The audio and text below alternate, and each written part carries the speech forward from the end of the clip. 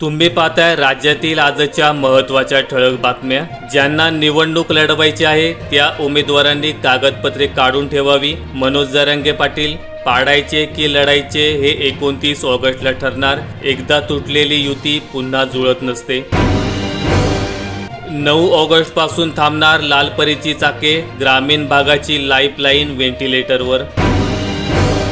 मराठी विरुद्ध गुजराती विषय तापणार, ठाकरे गटाकडून विधानसभेची तयारी। मेळाव्यामुळे शहरातील कार्यकर्त्यांमध्ये जोश।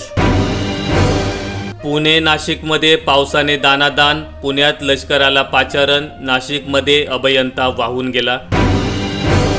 मुख्यमंत्री अचानक दिल्ली दौऱ्यावर, मराठवाड्यातील आमदारांची फडणवीसांच्या बंगल्यावर बैठक, राजकीय वर्तुळातील मोठी घडामोड। कुणबी मराठा खरे ओबीसी नाहीत, त्यांच्यापासून सावध रहा, ओबीसी आरक्षणाला 100% धोका, प्रकाश आंबेडकर यांचे विधान। 6.21 कोटींची योजना 3 टप्प्यात करणार पूर्ण। नमामि गंगेच्या धर्तीवर गोदावरी, तापी, नर्मदासह राज्यातील 6 नद्यांना प्रदूषण मुक्त करून देणार, पुरातन कालीन मूळ रूप। काटेपूर्णाजवळ उलटलेल्या टँकरमधून डिझेल नेण्यासाठी लोकांची उसळली गर्दी, मार्गावरील वाहतूक काही वेळ प्रभावित। काँग्रेस 20 ऑगस्टला मुंबईतून फोडणार विधानसभेच्या प्रचाराचा नारळ, काँग्रेस अध्यक्ष मल्लिकार्जुन खरगे व राहुल गांधी उपस्थित राहणार।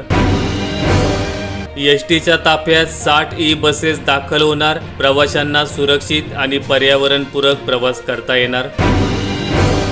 यूपीमध्ये मदरसा कायदा रद्द होणार नाही, 2004च्या कायद्यानुसार मदरसे सुरू राहतील, सर्वोच्च न्यायालयाचा निर्णय। जम्मू काश्मीरमध्ये ढगफुटी, श्रीनगर लेह राष्ट्रीय महामार्ग बंद, पूरग्रस्तांना 50,000 रुपयांची तात्काळ मदत। श्रावणात करा एसटी संगे तीर्थाटन, राज्य सरकारी उपक्रमाला आजपासून प्रारंभ। वायनाड आपदग्रस्तांना यूडीएफ आमदार देणार 1 महिन्यांचा पगार, निधीला पैसे देण्याची गरज नाही। विदेशात जाणाऱ्या भारतीयांची संख्या वाढते, परराष्ट्र मंत्रालयाची माहिती, त्यांच्या क्षमताचा पुरेपूर वापर करून घेण्याचा प्रयत्न। माहिती आवडल्यास व्हिडिओला लाईक करून चॅनल सबस्क्राईब करा। धन्यवाद।